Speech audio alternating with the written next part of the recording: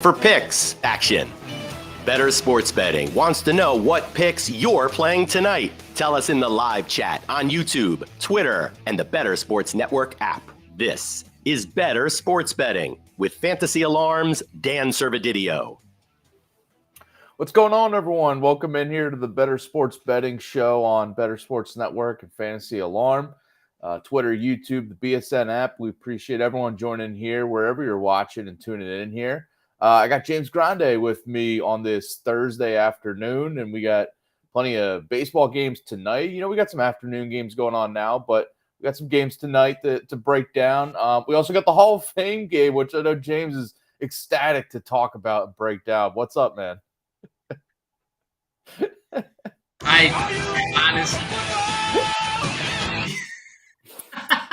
Football. Shout out to Adam.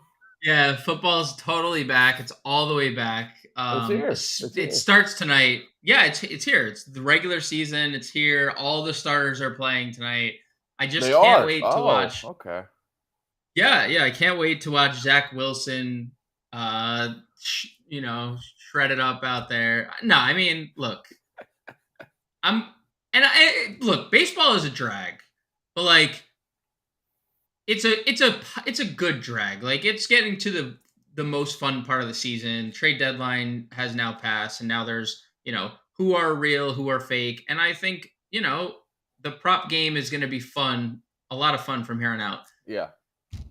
Preseason football, Servo, like it is what it is, right? Like, you see the second, the third, the people trying to make the team, and salute to all of them. They're all amazing athletes, and they all deserve the shine.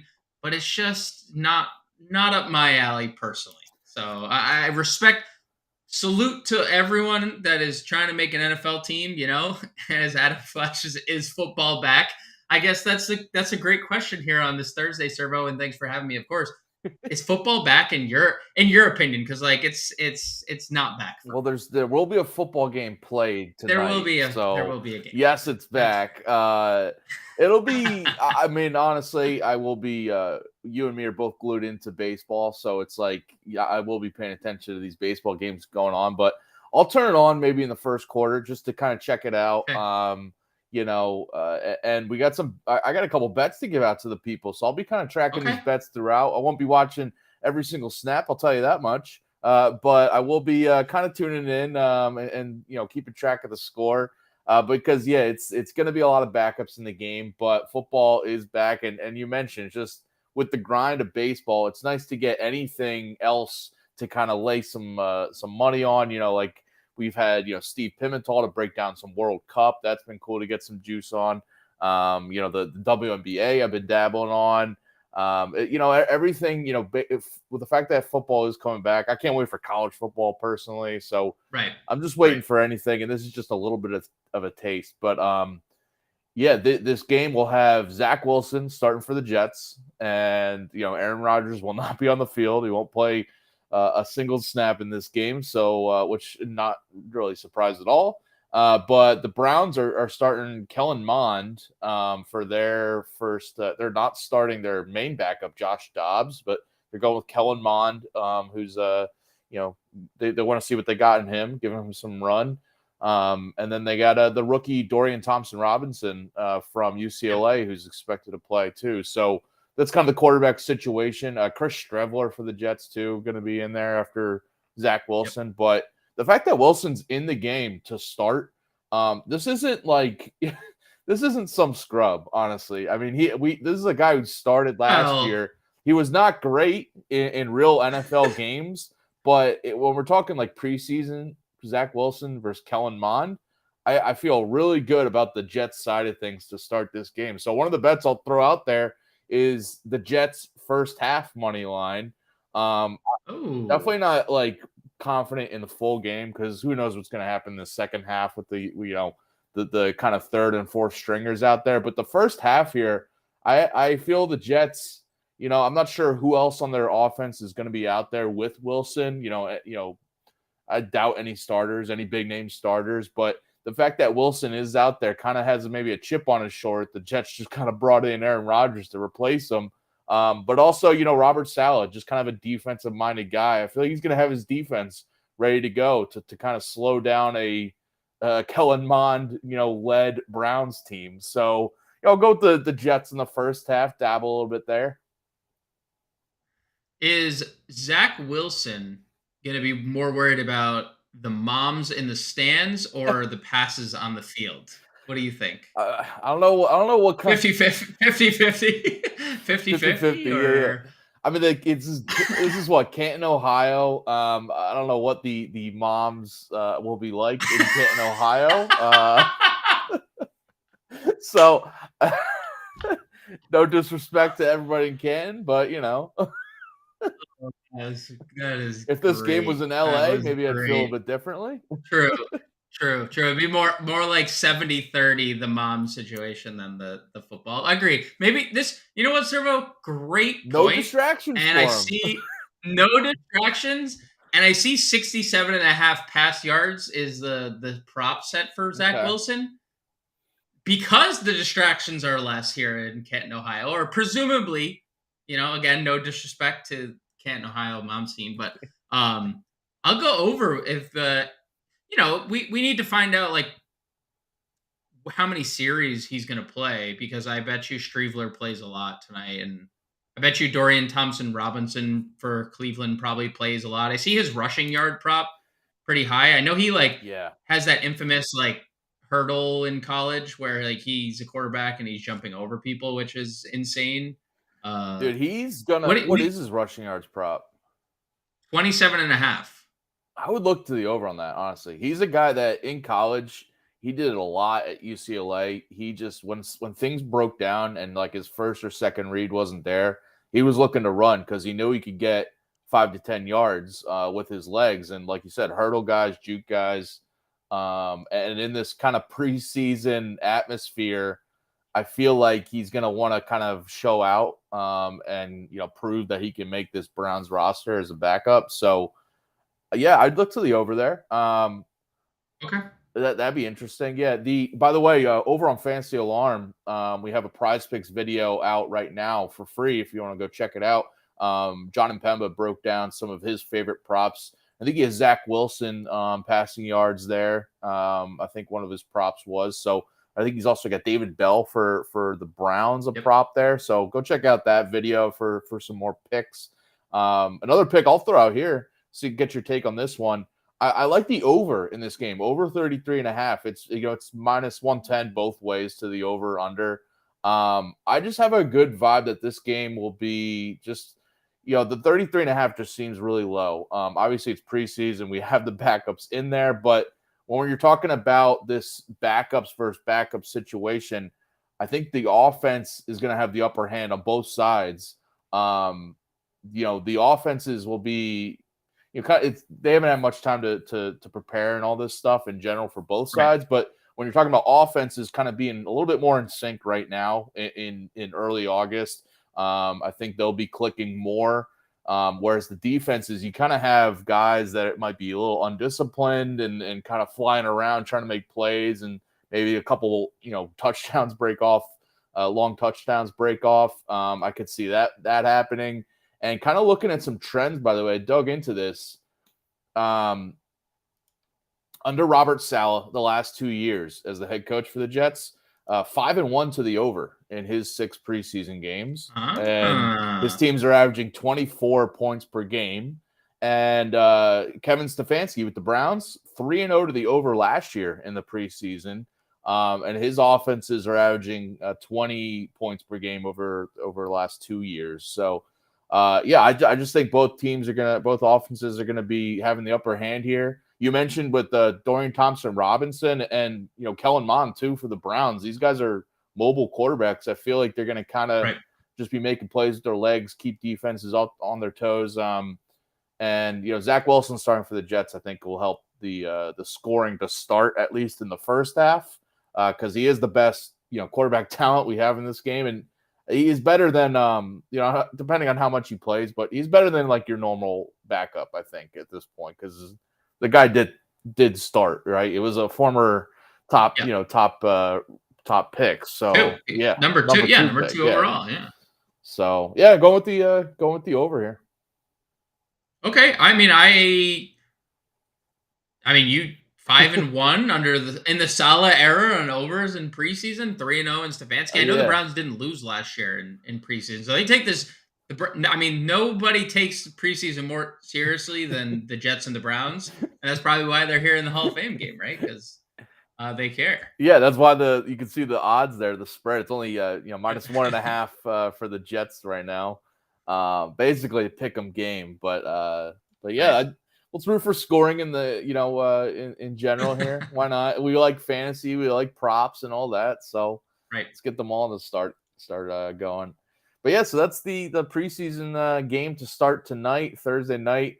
We got this is the only game, obviously, as people know, for now, but we have more games coming up next week, and I think we'll probably dive into some bets here and there. But Sure. I don't think the Hall of Fame game is going to be, changing our perspective on much. So, just take it, have fun with it, and enjoy. Right. All right, let's just flip gears to baseball right now, because we got I mentioned some afternoon games going on today. But still a decent slate tonight. Enough games to break down. So what's your top pick for tonight, Thursday night? Yeah, so top pick tonight, I'm going Christian Yelich over 1.5 hits plus runs plus RBIs. It's -140 over on DraftKings Sportsbook. And Yelich goes up against Mitch Keller, who honestly, when you surface level, you look and he's probably one of the better pitchers on tonight's slate, which says a lot because he's been really bad of late. And where he has been specifically bad has been against left-handed bats. And I mean like bad. Over his last 30 days against lefties, it's almost a 75 plate appearance sample. Lefties have a 375 ISO, a 447 WOBA, and a 50% hard hit rate. And over that same span, Yelich has almost a 300 ISO, a 424 WOBA, and he's like day by day looking more like the MVP caliber player that we had a few years ago. I mean, just looking at his numbers since the break, he's hitting 307 since the All-Star break with a 942 OPS. In July, that OPS jumped up over 1,000 with a 293 ISO, just showing that the power is even back for Yelich. So I think Keller's recent struggles mixed in with Yelich's, you know, first off, he's leading off this game. So on base for a plethora of guys behind him who are coming into their own. William Contreras, they traded for Carlos Santana. Willie Adames has been a little better lately. The call up of Sal Frelick. So it's a better Milwaukee lineup than it was. So I love the over for Yelich here on 1.5 hits, runs, and RBIs. Yeah, you mentioned the lineup change. I think is also made me feel a little bit better about Yelich's props in this situation, and just going forward in general, because this lineup was starting to turn into, Yelich and not much else, kind of being a consistent hitter and consistent performer there. But Santana is the lineup out for tonight? Did you say? No, nothing yet. Okay. And I think it's because actually it is out as of 4 minutes ago. Sal Frelick is in the lineup. I know that was a concern. He left yesterday's game. He's hitting 5th. Mark Canha, new addition for the Mets, hitting 6th tonight. Okay. So a deeper lineup behind Yelich, which is normal: Contreras, Santana, Adames, Frelick, Canha. So pretty good 2 through 6 hitting behind. Yeah, Santana hitting 3rd is interesting. All right. So yeah, that's a good call on that one. I do have a pick on this game. We might disagree a little bit. I'll just throw it out now because we are on the game. I like the Pirates in the first 5 on the run line. So to either be tied or winning, plus a half run on the run line, -150 on DraftKings. I just, I look at these two teams, and I know you were just kind of going through Keller, but Keller versus Adrian Hauser is just kind of like a wash for me in terms of it's not great. They've both been very up and down. Like, both have the potential to go for 6 strong innings or to blow up and allow 4 or 5 runs. So I think like that part of it is just kind of a wash. But then I was diving into it, and the Pirates over the last 2 weeks, they have they're the top 10 offense against right-handed pitching. 332 WOBA and 228 ISO. And the Brewers over the last 2 weeks are kind of in the bottom tier, 302 WOBA, weak ISO. I know, that the additions of Santana and Mark Canha will definitely help this offense, to be more balanced. And Santana being a switch hitter is key for them, I think. I just, I kind of feel better about the Pirates in general right now. I know, and coming in, the Milwaukee's 3-7 over their last 10 games too. So just kind of struggling a little bit, but I just think this pitching matchup kind of makes, I feel like it should be even. So if if they're tied early on in the first 5, I'll be good with it. But I think the Pirates, just a little value on them to, maybe be even or better than the Brewers after the first frame. But the Brewers bullpen got a lot better with bringing in Andrew Chafin. So, I'm staying away from the full game money line. Yeah, and tough loss yesterday with Devin Williams getting torched in the ninth. Yeah. They blew a lead, and he's been one of the best closers in baseball. So to get to him is pretty solid but unlikely to happen again. I don't mind that. I think this game could go a lot of directions. I like runs scored in this game a lot, including off Hauser, and I'll piggyback off that again. Yeah. I have the Brewers over 4.5 runs tonight, and I think that this is going to be a high-scoring game. I would be willing to bet the over on the game total as well. I didn't go there, but it's 8.5, and the slight lean on the over. Yeah. I lean the over -118. I don't think much of Mitch Keller. I just alluded to the struggles against lefties he's faced lately, and now 3 of the first 5 batters are lefties, and even against righties, he has had a lot of success, which is obviously a little concerning because every other batter in the top half of their lineup is a right-handed bat. But you flip over to Hauser and he stinks, and the Pirates have been better. But I like the Brewers team total here because I think Yelich gets it done. I like what William Contreras is doing at the plate lately. 5 of the Brewers' top 7 tonight have a WOBA against right-handed pitching over around 340. And that's obviously a massive improvement with, from where they've been pretty much all year, especially since losing Rowdy Tellez to the IL. So I like the Brewers team total here against a struggling Mitch Keller, who looked great earlier in the year. And now the strikeouts have evaporated and the hard contact has, elevated. So just again, we're obviously we're obviously fans of this attacking this game. So I'll stay right there. Brewers over 4.5 runs. Yeah, I could definitely see that, even though I do back the Pirates in the first 5, because looking back through Keller's game logs here, mentioned he's just been up and down consistent. You were going through it too. I mean, he allowed 2 runs his last start against the Phillies, which, the Phillies have been kind of a struggling offense lately, so whatever. But before that, 6 runs to the Angels, 8 runs to the Guardians, 7 shutout against the Diamondbacks, but then before that, 5 runs allowed to the Dodgers. So yeah, even in his outings alone, this team total has been cashing. But you get the full game too against kind of a, outside of David Bednar, kind of a shaky Pirates bullpen. So exactly. Yeah. And Bednar is, dude, that dude is nasty. I know. He's very. I kind of wish he got traded to a contender, but whatever.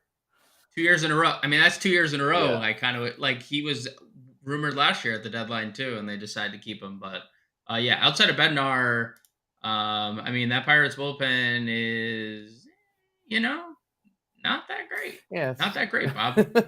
Not great, Bob. All right, so yeah, a bunch of picks on that game. My best bet, I kind of went over that, but my best bet, going back to that one, just rolling with this Cubs team total again. I've been doing it a lot, and dude, it's just I obviously the last 2 games are they're scoring combined 36 runs in these past 2 games, but this key number at 4.5, so it's -165 at BetMGM. Their team totals at 5.5 on DraftKings, FanDuel. I'm fine with that too, but the 4.5 is key for me because the Cubs have scored 5+ runs in 14 of their last 19 games since that All-Star break, and 9 of the last 11 coming into tonight. And they've had exactly 5 in a few of those. So I like getting the 4.5 key number. I'm fine paying the -165 for it. And this includes, all 3 games of the series against the Reds. So 5 games in the first game, and I mentioned these past 2. Obviously, if you missed it, they've been just putting up football scores. Football's back, and the Cubs are fully into it. They're averaging 7.6 runs per game since the All-Star break. With this run here, they're since the break too, the top offense against right-handed pitching. I've mentioned this before. Whenever they're against righties, I like taking this team total, and they got Luke Weaver here, who 6.80 ERA. 160 whip this year. It hasn't been much better lately. 6.33 ERA over his 5 July outings. And in his career at Wrigley Field, Weaver, 8.25 ERA in 3 career starts there. And in his career against the Cubs, 8.59 ERA. So some bad numbers there. I can't see a scenario here with how hot the Cubs are rolling that they're held under this team total, whether you want to go with 5.5 or 4.5, whatever. I feel like it's another 6, 7 runs, 8 runs, 9 runs. Yep. I mean, I don't know how. Yeah, I cannot believe you found it at 4.5 anywhere. That's a steal on your behalf because BetMGM, you can kind of go through levels. Like you can pay for tier. You can pay for 2.5, 3.5, 4.5. So okay, I like the 4.5 number, but you can get 5.5 at I think it's like -105 on DraftKings. That's fine too. I mean, the fact that you still got it at -165 is kind of nuts because I tweeted it yesterday. I feel like they're on the Limitless pill and I don't know when they're ever going to come down. I don't know if you ever watched the movie Limitless, Bradley Cooper's just like this superhuman, and it feels like the Cubs offense as a whole is just like they're in some kind of they have added Heimer Candelario and have batted him 6th and 8th, and he has 8 hits in his first 2 games. Just casually, just like, hey guys, I'm the best player in Cubs history. In the first 2 games I've ever it's nuts, and I don't really know where the weak spot is, unfortunately. And Luke Weaver stinks against righties, he stinks against lefties, he stinks on the road, he stinks at home. So it feels inevitable here, Servo. That feels over 4.5. It feels inevitable. Of course, the game total is at 10.5, and we got Jameson Taillon on the mound for the Cubs. So I could see, the full game over is definitely in play, but I just, keeping it to the Cubs side of things there. Throwing in another bet now that we're just sticking on this game. Another pick I've just been going back to time and again, and until it stops cashing, on a consistent basis, I got to keep doing this because Cody Bellinger over 1.5 hits, runs, RBIs, -150 on BetMGM. But again, I'm fine with the price there. Bellinger now hitting 368 with a 1089 OPS since the All-Star break. He's been over 1.5 hits, runs, RBIs in 13 of his last 19 games since the break as well. So this guy's on a roll. He's a big reason. I mean, the whole Cubs lineup you mentioned is just kind of on fire right now, getting contributions from 1 through 9. But Bellinger hitting in that 4 spot is really good for this prop specifically because he's been able to get over this line, not just by, RBIs, not just by runs, hits, usually in a combination of all of it, if he's not hitting a home run himself. But so I like this prop here. He's going to go against Weaver. He's got better numbers this season against lefties, but his righty numbers are still, he's hitting over 300, great OPS. So still feeling good about it. Yeah, and if you actually look, and he has been insane against lefties, but when you look smaller scale, during this run of whatever insane stretch he's been on and the team is on, 362 ISO against right-handed pitching, 519 WOBA. Second and first on the team respectively. So he's just hitting everything right now. And I think the added bonus to the prop that you're playing with the hits, runs, RBIs is that he's stealing bases again too, back-to-back games of stolen bases too, just to put him in an even better position to cash that prop for you nice and early. If he steals a base and is just manufactures his own run there, Servo. Yeah. He's hitting a lot of singles too. He's not just a power hitter. He's back, dude. Him and Yelich is the Spider-Man meme. Just they're just magically, dude. Exactly. They're just pointing at each other hey, they thought, or it's like it's half Spider-Man meme and half the meme where like that kid's like they thought they had us in the first half, and then it's like, and now they're just like magically back to these like elite players again. It's crazy to see because like or the both of them just or the Stringer Bell meme from The Wire, like tell everyone we back up. oh yep or this yeah exactly like it's crazy because they just both like Bellinger and Yelich they both just like fell off and nobody could explain it and now they're just business is booming. We're just gonna continue the meme game. DJ Khaled, business is booming, and like it's just like it, all that other stuff is forgotten. How about one more meme? Every time I want to look at the betting board and I just see the Cubs on the slate, I'm locking in the Cubs team total and locking in Cody Bellinger, like that meme where it's like, ah, crap, here we go again. Yeah, yeah. The GTA, the little GTA. Here GTA we go meme, again. Yeah, that's great. That's great. Whether it wins or loses, Let's we just hit five memes in a row there, Servo. That Let's was go. Good. Meme game on point here. Thank you, Adam. Thank you. Yeah. All right. What other picks you got for tonight? So I got a little same game parlay going today, and I'm looking at the Angels going up against Brian Wu, and just the Angels in general. Shohei Ohtani taking the mound, also hitting second tonight. So I like the Ohtani alt line, 7 strikeouts. I know most places it's 7.5, 8. I got it at 7. Shohei Ohtani, 1 or more hit, and Luis Rengifo to get a hit as well. That's plus 165 over on DraftKings.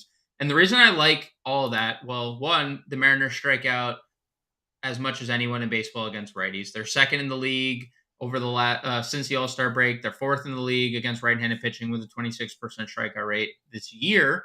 So we know Ohtani has that in the bag. He almost as many double-digit strikeout outings as anyone else in baseball.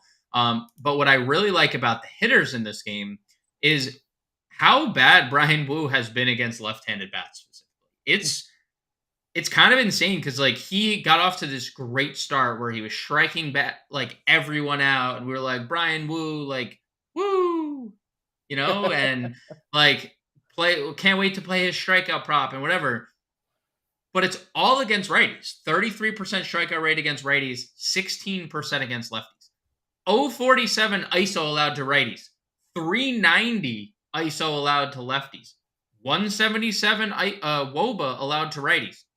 518 WOBA allowed to lefty bats. And this is in essentially the same sample lefty-righty. Like hard hit rate is significantly higher, a massive fly ball rate, over 2 home runs per 9 innings against left-handed bats.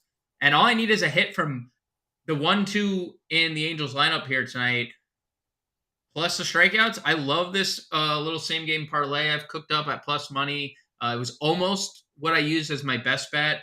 But I really like the Angels tonight. I really like the lefties specifically. You can, if you wanted to like sprinkle in some more juice to this, you could do Moustakas hit included. Like he's been really good lately, and just make this grow this same game parlay even further on with more Angels lefties. But I love the odds I'm getting on this little parlay here. Yeah, I like that too. The Ohtani, I don't have the numbers in front of me, but the Ohtani like parlay whenever he's on the mound of like, his strikeouts, maybe not the full strikeout total, but his strikeouts plus getting a hit or whatever has been pretty good this year. Yeah. He's not taking, at bats off when he's pitching. No. Dude, again, like he is bowed down to the greatness, Yeah. All right. Yeah. Good call there. Yeah. Rengifo probably hitting leadoff against the righty. So yeah, good call. I'll go with Yordan Alvarez, over 1.5 hits, runs, RBIs. This is also a bet that's just been cashing a lot. And I'm just going to, minus 120 on BetMGM is a pretty good price. Going against, in Yankee Stadium where he's crushed the ball over his career. In his career, dating back these bunch of years here, 357 batting average and a 1223 OPS in his career at Yankee Stadium. He loves hitting in this park. And, Clark Schmidt is on the rubber for the Yankees .290 batting average versus lefties, 376 WOBA to lefty hitters. He's been decent at times, but I think Alvarez is going to have the upper hand in this matchup where he's hitting 277 with a 10-10 OPS versus righties this year. And since he's returned from the injury list in that Astros lineup, he's been on fire. 409 batting average, a 1253 OPS. He's been over this hits, runs, RBIs prop in 4 of his 6 games too since he's come back. So this is all kind of lining up for him. Looked at his, you could look at his total bases as well, but I like this hits, runs, RBIs prop where sometimes he's just getting an RBI single and you can go over it.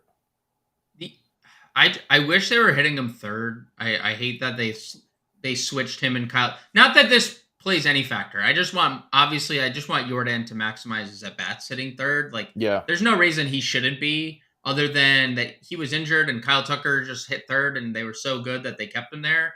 That was a side tangent more than it was like against your prop, because I think this is a smash play. I mean, 317 ISO against righties, 424 WOBA against righties, and Clark Schmidt since day one. And I like Clark Schmidt as a pitcher, but since day one, like, you need to figure out against lefties, and he still hasn't. We're still waiting for him to figure out against lefty bats. And that's his number one deficiency and where he has to work on in the offseason. Yeah, I mean, thankfully for him, the only lefties in the Astros lineup tonight are Tucker and Alvarez. So, right. And interestingly, I don't know if this has been the case lately. I haven't really been paying attention, but Alvarez hitting 5th in the Astros lineup tonight. Did they move him down, or has he been 5th? Yeah, it's been 5th. It's since he returned. Like, since he returned from the IL, it's been a case of like, well, Tucker was hitting here while you were away, and we were doing really well, so let's not change it. But I probably want to get Jordan back to third. Like, and I get it, because if their case is staggering, like lefty righty, then why is Jeremy Pena and Altuve hitting first and second? Just do like a second, or you could just do them Tucker and Alvarez second and fourth, right? Wouldn't that be more logical? I don't know. I think what they should do is one of Tucker or Alvarez second, and then move Pena down. I mean, Bregman third, and then have the other guy hit fourth, Tucker or Alvarez, and then maybe Abreu or, I mean, dude, Chas McCormick's been on fire. What do you do with Chas? Dude, there's something in the water in Atlanta and Houston that they just develop people differently than everyone else. Like, Chas McCormick, just casually your 4th outfielder coming into the year, is as good as everyone else. It's like, he's been a stud, and he's hitting 7th. That's just unfair. That's just unfair. We got our daily dingers coming up, and I almost went with Chas because I think he hit 2 homers yesterday. It's just like the guy is just coming out firing, especially in this second half since the All-Star break. So yeah, I guess they want to kind of, the reason maybe he's hitting better is because he's down in the lineup. So maybe you want to kind of keep that going, which I get.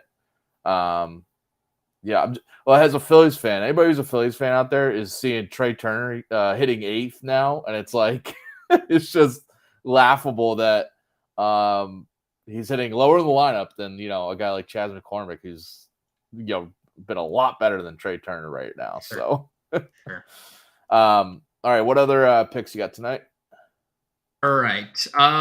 So mention the Brewers runs. I like Matthew Liberatore over 3.5 strikeouts. Starting for St. Louis, getting recalled. And I was doing a little digging because I wanted to see what his last month has looked like at the AAA level. Former 4-year consecutive top 100 prospect in baseball. He was on one list this year at like 75, and he missed out on like Baseball America and MLB.com and stuff. So, and it hasn't been great. He's still just 23 years old. But the one thing that he's been really good at in the minor leagues this year has been strikeouts. And I know that hasn't been the case at the major league level. He has struggled. He got shelled against the Yankees and then followed up getting shelled against Miami. Minnesota is just not a team that I fear when it comes to facing lefties. They're bottom 10 in OPS. They're bottom 10 in WOBA. and they have a massive strikeout rate, which has been the case all year long against left-handed pitching. Liberatore, last time we saw him, threw 88 pitches in his final start at AAA, so he's been worked back up to a starter workload. And again, 73 strikeouts in 58 innings. I think we're going to get a really good performance out of him tonight. And I'm going to go over 3.5 strikeouts. I think he gets back to where again, the Cardinals he was a former first round draft pick that not of them, but acquired in a deal. And like, they didn't sell necessarily at the deadline, I think, as much as people expected them to. They did sell some pieces, but what is the downside to seeing what you have with Liberatore the rest of this season? So I think he gets a little vote of confidence for the rest of the year that like his job is secure just based on they did trade Jordan Montgomery, so there was a obvious available rotation spot. So I like Matthew Liberatore to go over 3.5 strikeouts here. Yeah, well, to your point, yeah. So they trade away Montgomery and Jack Flaherty, right? Jack Flaherty, right? Yeah, but they're looking at guys like Matthew Liberatore. Who did they? Dakota Hudson started yesterday, moved into the rotation. But like just the fact that they're looking at these guys to give them, because they're not trying to win games, say give or take every day. So they're looking at maybe they have a little longer leash if Liberatore runs into any trouble, which kind of helps that strikeout prop where he's going to be maybe pitching into the 6th inning or 7th inning with more chances at strikeouts. And yeah, he's got the Twins lineup, which has been pretty good for strikeouts. So good call. I looked at the Cardinals money line as a possibility. It's plus 114 I'm looking at, but just because the Twins, like we were talking about this yesterday, me and Howard, how the Guardians kind of like punted right at the trade deadline, and it seems like they're just kind of handing the division to the Twins, but it's not like the Twins got better, added a lot of pieces. It was more just the Guardians, giving away some of their guys. So it's not like the Twins, added a bunch of pieces like some of these other teams at the deadline. I'm a Twins backer, so I have nothing bad to say about Minnesota. But I don't disagree with what you just said, that they are being handed the division more than they are going out winning. Exactly. Yeah. They it was basically like, we don't need to make any trades. Okay. Right. All right. My last pick, we both got a couple more picks before we get to some home run predictions, but my last one is Julio Urias to record a win. It's even money, basically even money, minus 110 on DraftKings, which is, I think, saying something because you don't. It's rare that we see a pitcher to get a win at this kind of odds, but I still like it because the Dodgers are, what's their updated, minus 305 favorites on the money line against the A's here. So we can kind of pencil them in to win overall. And I just think that Urias is going to have the lead, and he's going to help, the bullpen's going to kind of keep that lead for him throughout. He's, you look at Urias's home road splits, and it's very drastic. His road numbers are terrible, like an ERA in the 8s this year. But his home splits, and he's at home tonight, 5-1 record over 7 starts, a 2.47 ERA, an 0.85 WHIP as well. So he gets it done when he's at home, and he's got the A's offense that's been pretty bad against left-handed pitching all season, 298 WOBA season long in the split, and over the past month, a 300 WOBA against lefties. So I think that Urias is going to do his thing, and the Dodgers offense, top tier against lefties all season long. And they got JP Sears here, who's, he's been decent at times, but I just think this Dodgers offense is going to keep it going. Like they have the first 2 games in this series against the A's. I think they're going to put up enough runs here. And they've been, good against lefties over the past couple of weeks as well. So I think, Urias to get a win, minus 110. I think it's pretty good odds. And when Sears leaves the game, Oakland has the worst bullpen ERA in baseball. There you go. So I've been like wrestling with the Julio Urias thing too all day because I did the MLB DFS playbook over at fantasyalarm.com. So he's going to be really popular just naturally because it's Oakland, but he hasn't been great. I know he has been at home. I like the splits are insanely different home road. Yeah. Oakland has been a little better since the break, like power wise too. Like they've had a lot of home runs this series. He's just been so bad, dude. He's been so like I like him to win more because I think the Dodgers off like and he's even struggled in some of these games and gotten through like Baltimore. They pitched him 5 innings and he gave up 8 runs. Like they have let him go for longer, like 8 hits last game against Toronto, and they still kept him in the game. So like they're giving Urias more of a leash than I think Dave Roberts has in the past. So I like them to just simply outscore Oakland. I think Urias is going to have some difficulties, like more than probably others, because there are some things that going well for Oakland against left-handed pitching since the break. Some like they're middle of the road, but like I think that's better than anticipated they would be. I like him to win, but I think this game could be a little tougher than maybe surface level for him would suggest. No, yeah, I totally get that. I mean, he has not been great consistently. No. Like this is not, Cy Young caliber Julio Urias that we've seen. Right. So that's an issue. But yeah, like at home, I just kind of look at those numbers.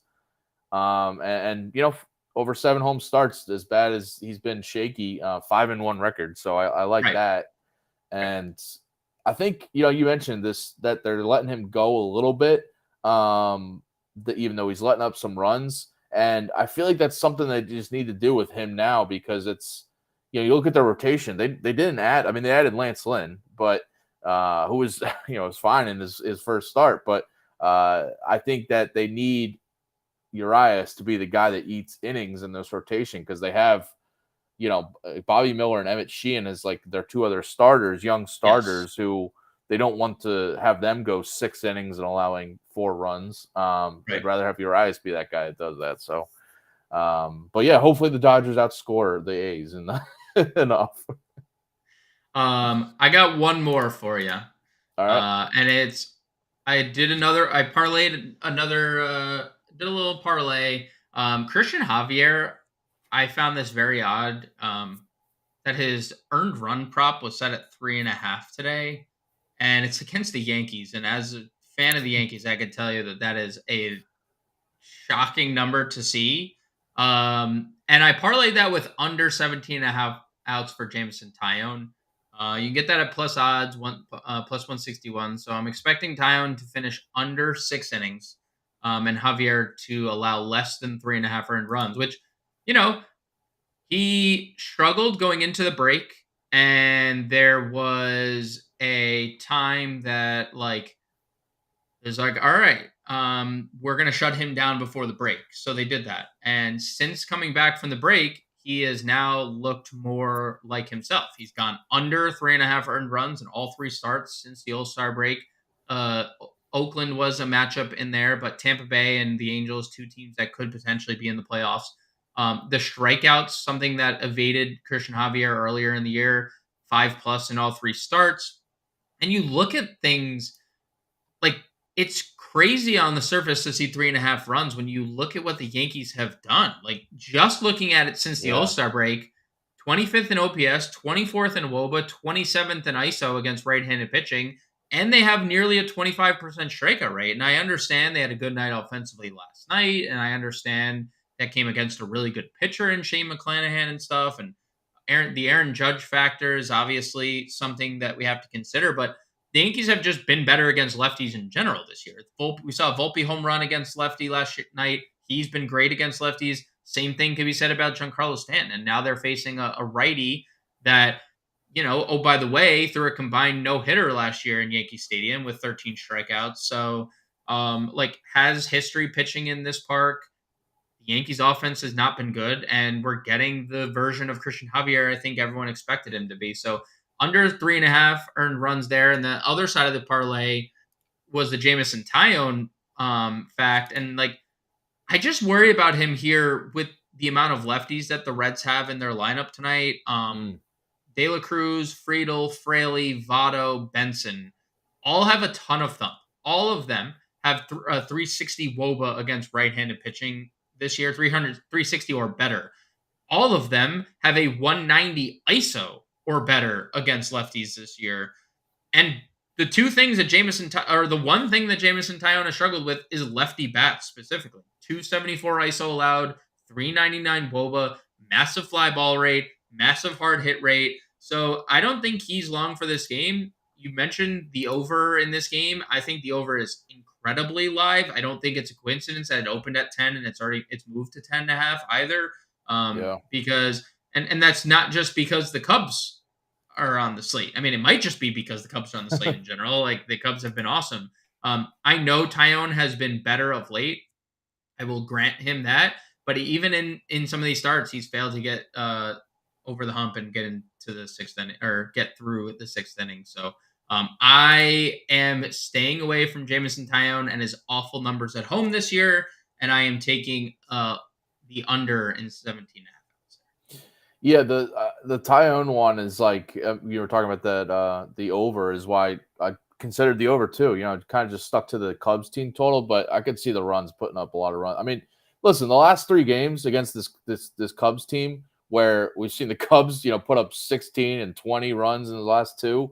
The Reds have put up 6, 9, and 6 in in these last 3 games. So it's not like they're not scoring runs. They're not, kind of like the Cubs previously, but the Reds have been scoring runs, but it's just not, maybe they're not winning every game. But yeah, I think that's before that, by the way, kind of looking through, they scored 9, they scored last 3 games, last chunk of games, their runs scored 6, 9, 6, 9, 2, 6. So like this is going back a little bit. They're scoring runs here. They start out after the All-Star break a little bit slow, but they've picked it back up. So yeah, good call on that one. And by the way, the Christian Javier one, I was just kind of looking through. It's really interesting that you mentioned it's like weird to see his earned runs at 3.5. And I like that you put in a parlay because it is juiced to the under. Yeah, it's massively juiced. Yeah, but looking at some other pitcher props, Clark Schmidt is plus 150 to get the win in this game. Christian Javier is plus 275. Really weird. That feels like the respect to the home team more than anything else. Because again, like I was just confused by all the numbers. And look, we have to obviously factor in that's baked in without Aaron Judge for a lot of it. But since the All-Star break, I mean, he's been back for a solid chunk of games. It's not like he hasn't been involved. So I'm confused by all that. Dude, I think, I mean, because you're a Yankees guy, but I think this whole week on the show, whether it's been me, whether it's been Howard, whether it's been John and Pemba, we've all had a bet where it was like taking the under in games with the Yankees, Yankees Rays. Those games, a lot of them were just lower scoring in the first 5 of the whole game, because it's like this Yankees offense, it hasn't really changed much now that Aaron Judge is back. Other than yesterday, again against a lefty, like they've been specifically decent against lefties. And Christian Javier, last I checked, throws from the right side. Unless he Billy Wagnered himself, where he started as a righty or last night and tripped, and now he has to throw lefty. Unless that happened, I must have missed it. I don't think he's going out there lefty today. I hope not for the parlay's sake. I hope he's not throwing left. For my fandom's sake, I hope he does. But for my parlay's sake, I sure hope he doesn't. All right, let's get to some home run calls. But before we do that, I just want to remind you guys, we do have NFL tonight, and we got these Hall of Fame game tonight. And to celebrate the return of the NFL with tonight's Hall of Fame game, Fantasy Alarm, we're running a flash sale for today only. So get on this now. You can buy the 2023 Fantasy Football Draft Guide using promo code ITSBACK. That's ITSBACK. You can get it for half price right now. If you grab the draft guide right now, 50% off today when you use that promo code ITSBACK at checkout.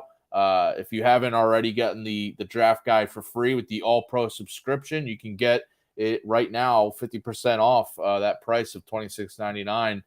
The draft guide, living draft guide. If you haven't checked out or heard it, it's just updated every day, all the way leading up to week 1 to help everyone with their drafts, rankings, everything, updates, injury updates, everything going on through training camp, through preseason. So you want this now. You could start a free 7-day trial of All Pro subscription and get everything Fantasy Alarm has to offer. Our DFS playbooks and advice, the best bets over for tonight's slate, everything but this draft guide for free. Get free access with the All Pro subscription. So you get the draft guide half off or get the All Pro sub and get the draft guide for free with the 7-day free trial. To go to fantasyalarm.com/draft right now. And you can use that promo code It's Back for that half off draft guide promo. All right, let's go to some daily dingers for tonight's slate. And that baby is gone. Now that's a dinger. All right, who you got going deep tonight, James? So I'm gonna go. I had a different pick, and I was looking through it. I'm like, We're gonna go back to the Cubs game. We're gonna go Christopher Morel, plus 370 over at DraftKings Sportsbook, and we've talked about it a lot. Luke Weaver struggles against righties. He struggles against lefties, but he has been significantly worse against righties this year. 295 ISO allowed, 422 WOBA, and Christopher Morel leads the Cubs in isolated power at 282, leads the Cubs with a WOBA of 406 against right-handed pitching. And he's hits in 10 straight games. We're starting to see the power stroke back.